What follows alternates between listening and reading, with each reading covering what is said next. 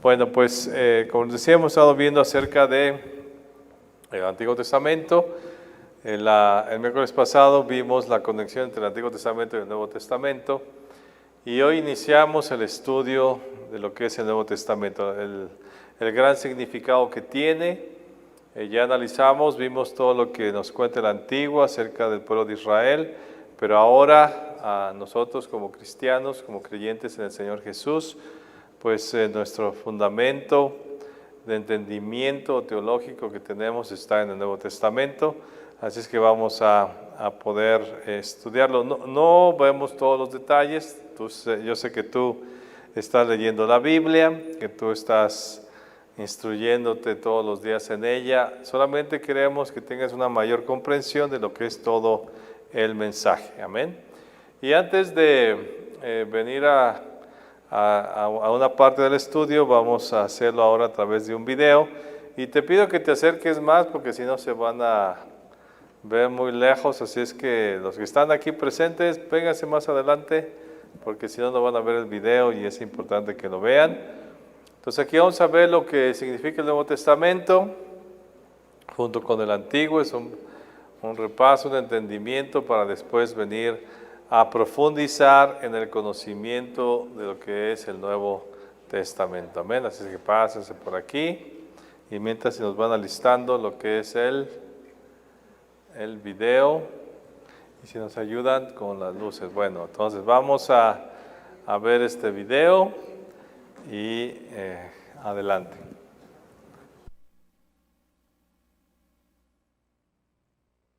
El Nuevo Testamento. Si abres la Biblia en el índice, verás que está formada por dos grandes colecciones, el Antiguo y el Nuevo Testamento. La palabra testamento se refiere a una relación de pacto, de lo cual tratan ambas colecciones. Ellas cuentan una historia épica y complicada de la relación de pacto de Dios con Israel y con toda la humanidad. El Antiguo Testamento es llamado Tanaj en la tradición judía. Es una colección unificada de rollos compuesta de 39 textos israelitas que abarcan más de 1000 años. En contraste, todos los 27 libros del Nuevo Testamento fueron escritos en un periodo de entre 30 y 40 años. Todos fueron escritos por la primera generación de seguidores de Jesús.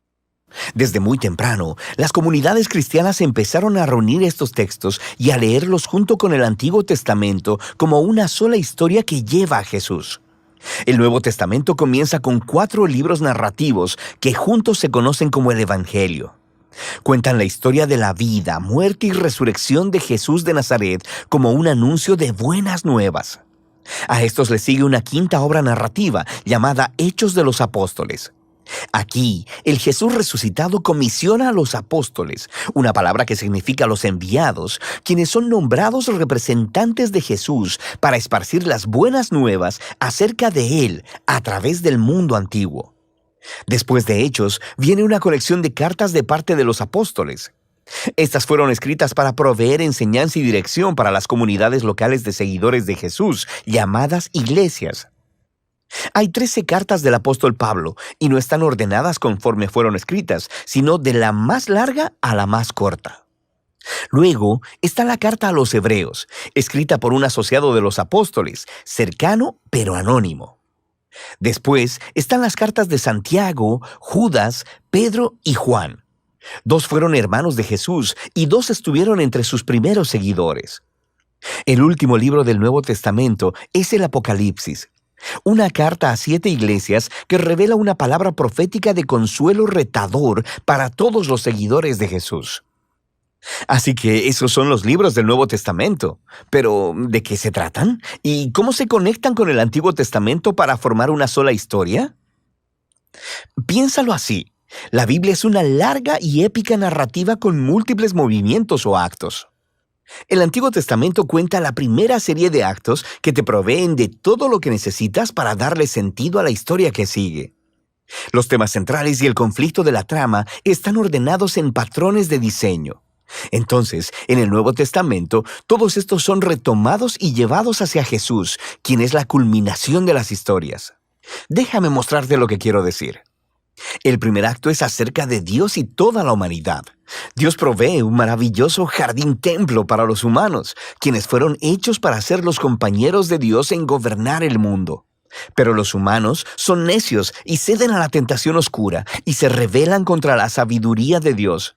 Así que son exiliados al desierto, donde empiezan a matarse unos a otros.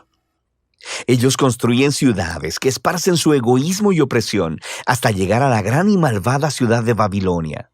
Pero Dios ama al mundo y a sus humanos necios, así que pone en movimiento un plan al prometer la llegada de un nuevo humano que destruirá la maldad que nos ha seducido a la autodestrucción. El siguiente acto de la historia bíblica trata de Dios e Israel y desarrolla los temas y patrones del primer acto. Dios llama a una nueva humanidad fuera de Babilonia, hacia una maravillosa tierra jardín, Abraham, Sara y sus descendientes, los israelitas. Dios promete que a través de ellos la bendición divina será restaurada a todas las naciones.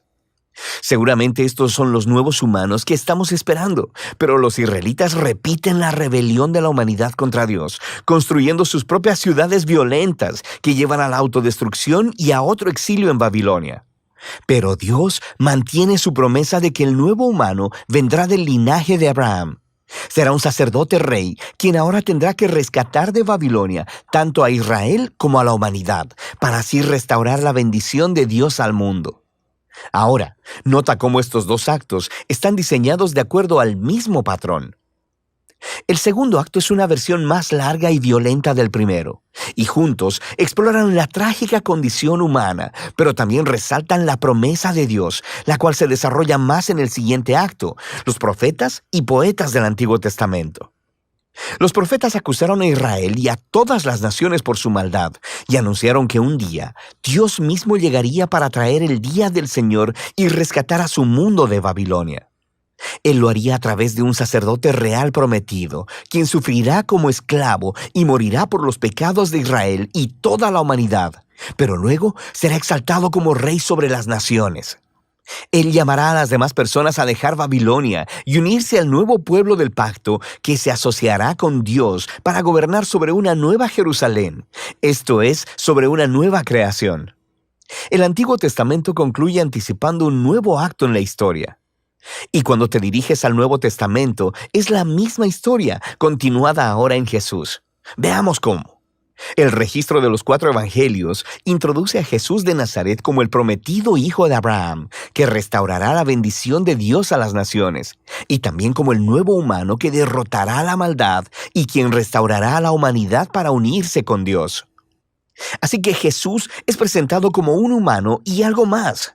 Él iba anunciando la llegada del reino prometido de Dios y habló y actuó como si fuera el rey divino de Israel.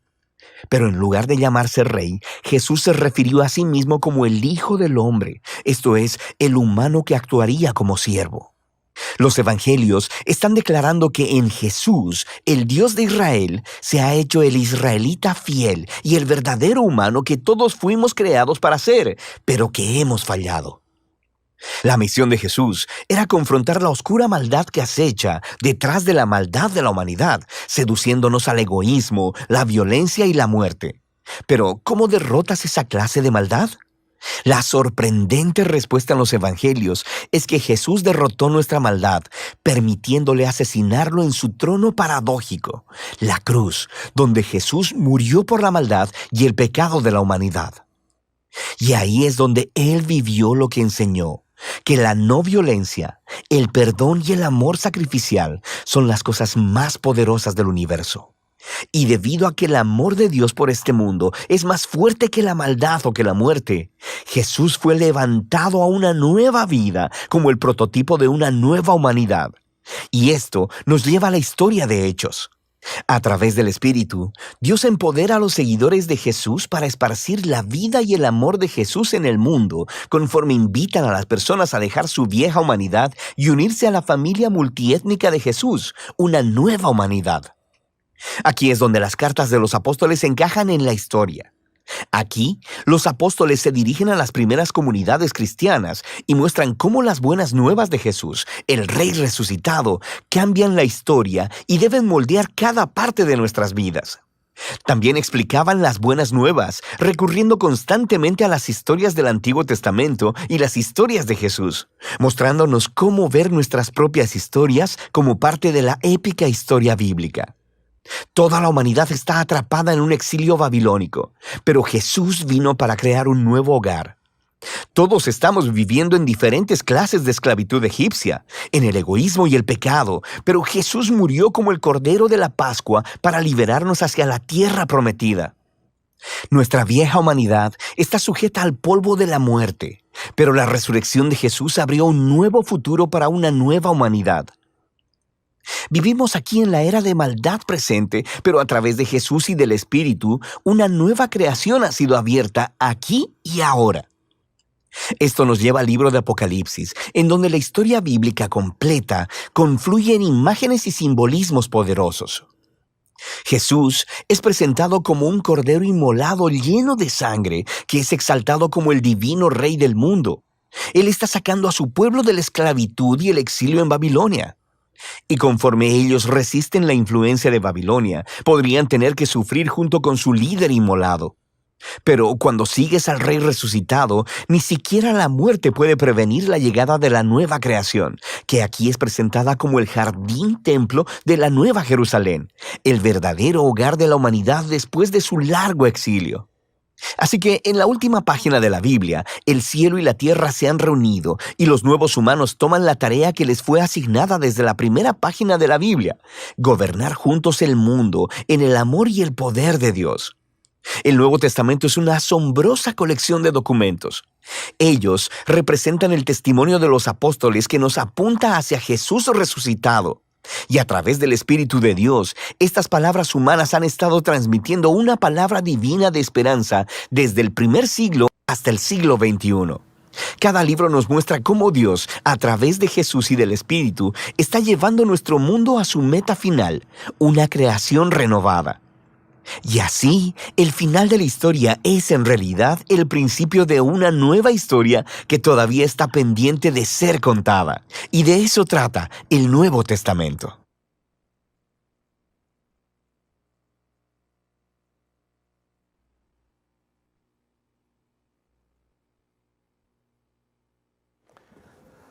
Amén. Pues es un pequeño resumen de lo que significa el Nuevo Testamento. Estaremos viendo un poco más, con mayor profundidad, aunque la verdadera profundidad se la vas a dar tú cuando lo leas todos los días.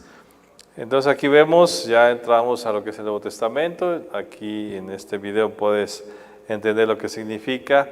Y el Nuevo Testamento pues es el cumplimiento de todas las profecías que el Señor Jesús, se dijeron del Señor Jesús. Él viene a la tierra y cumple la salvación prometida para los seres humanos. Y yo quisiera que empezáramos a introducirnos en lo que son los 4 evangelios. Los 4 evangelios son Mateo, Marcos, Lucas, Juan. Estos son recuperación de información de lo que el Señor Jesús hizo aquí en la tierra. Y después encontramos los evangelios sinópticos. Dentro de los 4 hay 3 que se le llaman sinópticos porque se parecen mucho entre sí, cuentan las mismas historias desde un enfoque diferente. Y ya el apóstol Juan cuenta la vida del Señor Jesús desde otro enfoque, desde otra narrativa, pero coinciden Mateo, Lucas y Juan en estas narraciones. Y vamos a ver los evangelios. Cada uno presenta al Señor desde un punto de vista en particular. Y si tú has leído el Antiguo Testamento, vas a ver que en muchas visiones que los profetas tienen, se encuentran 4 rostros, y esos rostros es el de un ser humano, el de un águila, el de un buey y el de un león, y lo vas a encontrar repetidamente en el Antiguo Testamento. Eso simboliza lo que el Señor Jesús es para nosotros, y por eso los 4 evangelios también representan al Señor Jesús de esta manera. Mateo presenta al Señor Jesús como rey, y la representación del rey pues es el león. Marcos lo representa como un siervo, y la representación del siervo pues es el buey. Lucas lo presenta como hijo de hombre, por eso el rostro de hombre, y Juan lo presenta como Dios, que es el águila, que representaba las alturas. Entonces, estas son la manera en que podemos empezar a ver cómo los 4 evangelistas hablan acerca del Señor Jesús, porque el Señor Jesús es esto para nosotros. Te decía que los sinópticos son 3, ellos relatan los mismos acontecimientos en una vista de manera diferente, pero general. A diferencia de Juan, los sinópticos relatan el ministerio del Señor Jesús en Galilea, pero Juan se enfoca más en lo que hizo en Judea. Los sinópticos relatan más los milagros y las parábolas y discursos del Señor Jesús, y Juan relata solamente algunos de estos. Los sinópticos lo presentan en acción, y Juan lo presenta más como en meditación y comunión. Entonces, la diferencia entre lo que es Juan y los otros 3 evangelistas. Y vamos a ver solamente informativo todo esto que representa, que hay en cada evangelio. Y el primer evangelio que encontramos es el de Mateo. Todos los autores, pues es historia, ya pasó hace mucho tiempo. No había tanta autenticidad de los documentos cuando se escribían, pero por la historia se cree que el autor de Mateo es el discípulo del Señor Jesús, el que aparece como uno de los 12 que fue llamado después de recaudar impuestos. El Señor Jesús lo llama. Se cree que él es el que escribió este evangelio según San Mateo, y que él renunció a su trabajo por seguir al Señor Jesús. Se cree que este evangelio fue escrito aproximadamente en el 54 después del Señor Jesús, y habla acerca de las profecías cumplidas por el Señor Jesús. Las que menciona el evangelio según San Mateo es que uno presenta la genealogía desde Abraham, haciendo énfasis en que era el hijo de David. Si tú ves el capítulo 1 de Mateo, el énfasis que da la genealogía del Señor Jesús es que era hijo de David, era hijo de Abraham, porque lo que quiere mostrar es el reinado del Señor Jesús. Vemos en el Antiguo Testamento que la profecía es que el rey David siempre tendría un sucesor, y pues el Señor Jesús es el sucesor, el que se promete que iba a ser el cumplimiento de todas las profecías que se mencionan. Entonces Él es el rey del pueblo de Israel, el rey de la tierra también, y por eso su genealogía se presenta desde Abraham, para poder determinar que es descendiente de David. Habla de su nacimiento virginal, que tiene el Señor Jesús, que fue prometido desde el Antiguo Testamento. La matanza de los niños de Belén, otra profecía que se cumple. Reacción de la familia, el lugar donde radicó la familia del Señor Jesús, y por eso dice que el Señor Jesús habitó en Nazaret, y por eso fue llamado Nazareo, y se profetizó que iba a ser Nazareo el Señor Jesús, aunque él no siguió todas las costumbres que hacían los nazarenos. Finalmente sí se cumple la promesa, porque él fue llamado Nazareno, o porque era de Nazaret. Y otra profecía fue la traición, que se había profetizado que iba a ser traicionado por 30 monedas de plata. Las notas importantes que encontramos en Mateo, un resumen de lo que nos menciona el Mateo es: Mateo relata 14 parábolas que el Señor Jesús enseña, relata 20 milagros. Se llama un evangelio didáctico por la forma sistemática en que presenta las enseñanzas. Sí es didáctico, pues, por la manera en que él lo pone. es el único evangelio que emplea la palabra iglesia. Ahí se menciona en Mateo los grandes discursos que el Señor Jesús dio, como el sermón del monte, las instrucciones para los mensajeros del reino, en capítulo 10, parábola del reino, en capítulo 13, enseñanzas sobre el discipulado, en el capítulo 18, la venida del rey, en los capítulos 24 y 25, son información muy importante que tenemos que nos da Mateo. El retrato de Jesús en Mateo, o sea, cómo presenta Mateo al Señor Jesús, lo pone como rey, Jesucristo es rey, por eso nace del linaje real. Los magos le ofrecen, o los reyes, o magos, que eran como magos, le ofrecen regalos dignos de la realeza. El Sermón del Monte es un manifiesto real de su divinidad. Jesús es rechazado, Herodes trata de maltratarlo, los fariseos lo acusan de comer con los pecadores, dudan de sus milagros y le atribuyen que los hace por medio de Belcebú. Y menciona a Jesucristo que volverá a la tierra para reinar.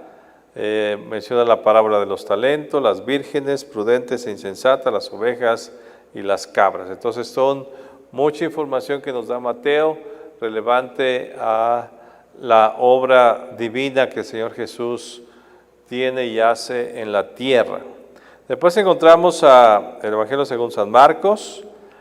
También pues hay duda, no se sabe de quién realmente es Marcos, pero históricamente se toma que Marcos era Juan Marcos, el hijo de María, la dueña del aposento donde tuvieron la última cena.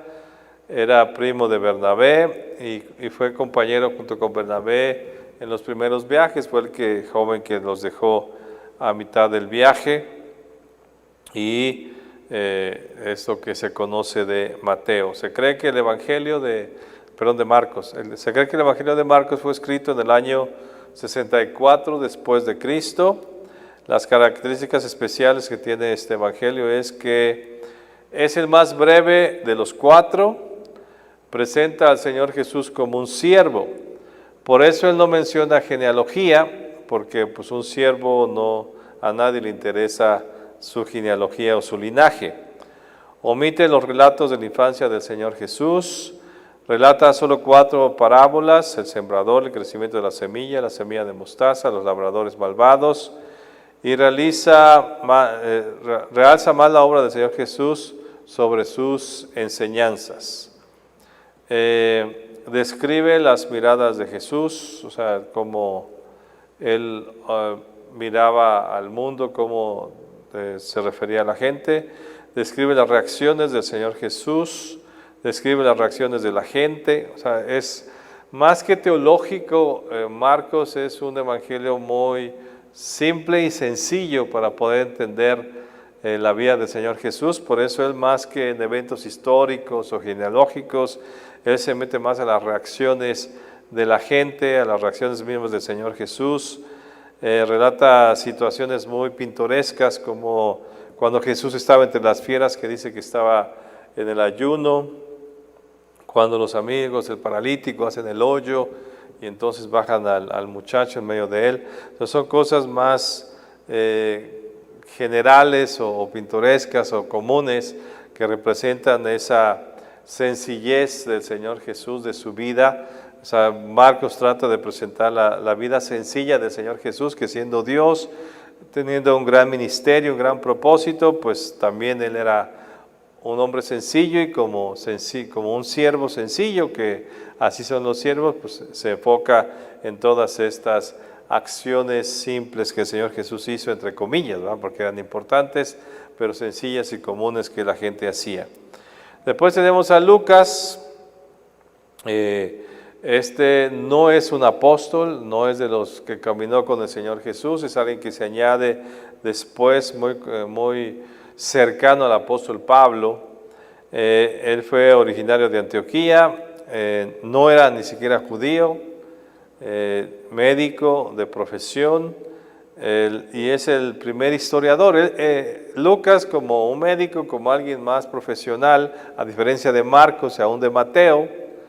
Lucas sí era una persona más culta, más preparada, él sí hace todo un estudio y toda una investigación. Si tú ves lo que es Lucas y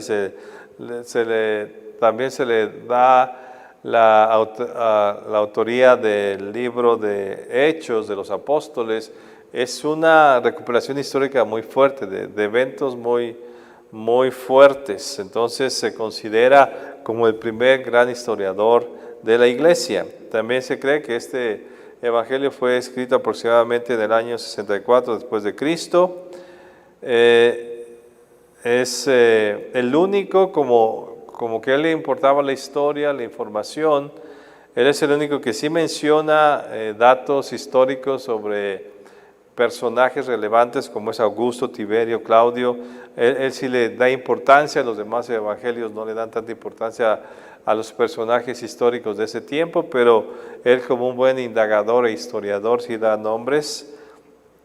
La natividad la presenta desde el punto de vista de María. Cuando Mateo lo ve más allá, más enfocado a José, él se enfoca más en lo que siente María, en lo que vive María. Él sí presenta la genealogía desde Adán, porque lo presenta como hombre. Entonces sí es importante que se entienda que el Señor Jesús pues, no apareció de repente, sino que Él tiene toda una genealogía y sí hay una descendencia desde Adán hasta el Señor Jesús. Mateo solamente lo hace desde Abraham. Enfatiza que los samaritanos también son merecedores de la salvación, o sea, él se enfoca más al hombre, ya no al rey judío, sino al hombre que va a salvar, como veíamos en este video, a todo el hombre ideal que va a salvar a todos los demás hombres de la humanidad. Y entonces se enfoca mucho en que los samaritanos son merecedores de la salvación, habla del buen samaritano, el leproso arrepentido, y muchos énfasis en que el samaritano también tiene el privilegio de ser salvado. Es un evangelio que derrama mucha alabanza hacia Dios. Tenemos el Magnificat de María, cómo María exalta a Dios cuando se le anuncia que es la que va a concebir al Señor Jesús. El canto de Zacarías también es una gran alabanza. El canto de Simeón, cuando es presentado al Señor Jesús en el templo, también hace una alabanza hacia Dios. Entonces es un evangelio que menciona mucha alabanza al Señor, a diferencia de los demás. Es el evangelio de los pobres, como hombre, hablando hacia la humanidad del Señor Jesús, pues Él también no venía solamente por los judíos, sino venía por todos los seres humanos, y tanto los pobres como los ricos de todo. Y Él anuncia, se menciona mucho en el Evangelio según San Lucas, como el Evangelio también es para los pobres. La famosa parábola que solamente se encuentra ahí del rico y Lázaro, que es una historia más que una parábola. La familia de Jesús, el Señor Jesús, en Lucas 2:24, Él hace la referencia como cuando van a presentar al Señor Jesús, dice que José y María van y presentan dos palominos o dos palomas, y significaba, y si tú lees el Antiguo Testamento, que la gente humilde tenía que presentar, no presentaba bueyes o corderos, sino simplemente palomas, porque eran humildes. Entonces refleja cómo la familia del Señor Jesús era humilde. Relata la importancia de que son para el Señor Jesús los pecadores, como el énfasis del perdón hacia el pecador, de cómo dejó que una mujer lavara sus pies siendo pecadora con sus lágrimas. Habla del fariseo y el publicano, cómo pues era más perdonado el publicano por su acción que el fariseo. El mismo ladrón en la cruz, siendo pues un ladrón o un personaje no relevante, pues también le da acceso al reino de los cielos.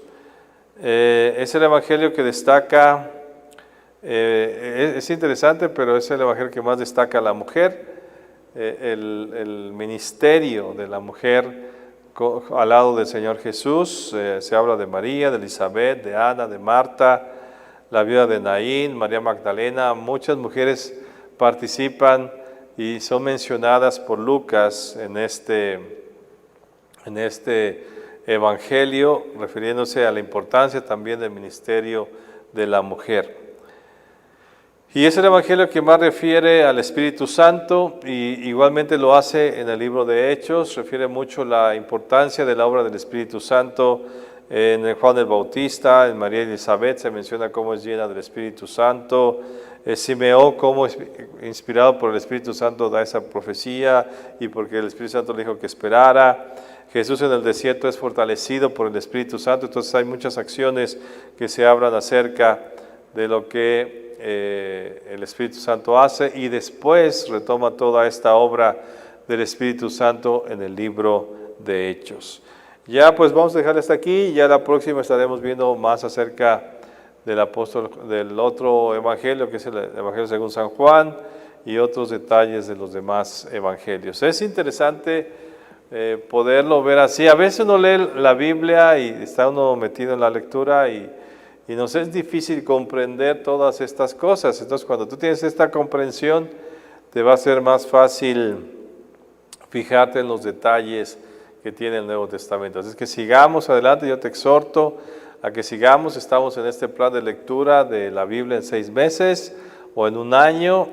Si tú no has participado, pues puedes unirte a la del año, que podrías, si lees doble en los próximos 2 meses, en lugar de 3, 6 capítulos, pues los puedes alcanzar para acabar la Biblia en un año. Lee la Biblia, es lo importante, es el mensaje que ahí tenemos, es la palabra más segura en la que más podemos confiar. Amén.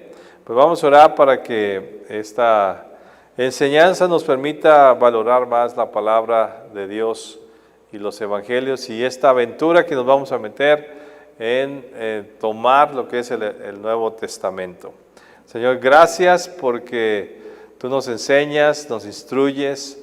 El haber estudiado cronológicamente, ver la historia que nos cuenta el Antiguo Testamento es maravilloso, pero ahora vamos a entrar al cumplimiento. En el Antiguo Testamento vemos muchas profecías, muchas visiones, los profetas hablando muchas palabras que se iban a cumplir, pero el Nuevo Testamento es fascinante porque vemos el cumplimiento de todas estas profecías, la vida maravillosa que tú tuviste aquí en la tierra, Señor Jesús, todas tus promesas, tus enseñanzas, toda la aplicación teológica que tiene el Antiguo Testamento y tu vida y tu sacrificio y todo lo que hiciste a través de las enseñanzas de los diferentes apóstoles. Ayúdanos a entrar en ellas, adentrarnos para poder formar el carácter que tú quieres que tengamos y poder forjar la vida cristiana como tú quieres. Gracias por haberte tomado la molestia de escribir esta palabra y que la valoremos, no la desechemos y sigamos profundizando en ellas mientras estamos aquí en la tierra. En el nombre de Jesús, gracias, amén y amén. Seguimos la próxima semana estudiando más acerca de los evangelios.